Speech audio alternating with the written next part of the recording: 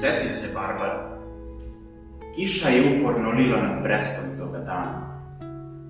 Ti si išla vedra, nasmejana, oblivena vodom, srećna, razdragana po kiši.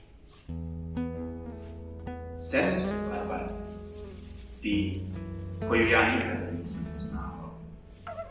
Ti koja nisi poznavala mene. Ja sam ti presekao ulicu Sijan, ti si se smešila, ja sam se smešio isto tako. Seti se, Barbara. Jedan čovek bio je sklonjen u kapiju, on je uzviknuo tvoje ime. Barbara! I ti si potrčala njemu, oblivena vodom, srećna, razdragana, i bacila se mu se u naručje.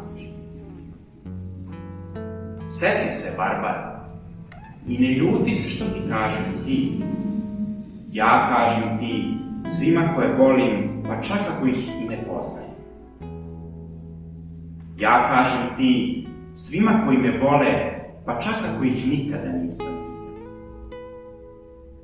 Seti se, Barbara, seti se ipak toga grada i ne zaboravi tu kišu razumnu i srećnu, tu kišu nad onim srećnim gradom, tu kišu nad morem, nad Arsenalom i nad ratnim brodom. O, Barbara, kakva je glupost rat! Šta li je s tobom bilo u onoj oluji gvožđa, čelika i krvi? A onaj što te je zaljubljeno stezao na grudi, da li je nestao, mrtav, ili je možda još uvek živ? O, Barbara, kiša lije nad Brestom kao što je to učinila nekad. Ali to više nije isto. I sve je uništeno. To više nije ni oluja gvožđa, čelika ni krv.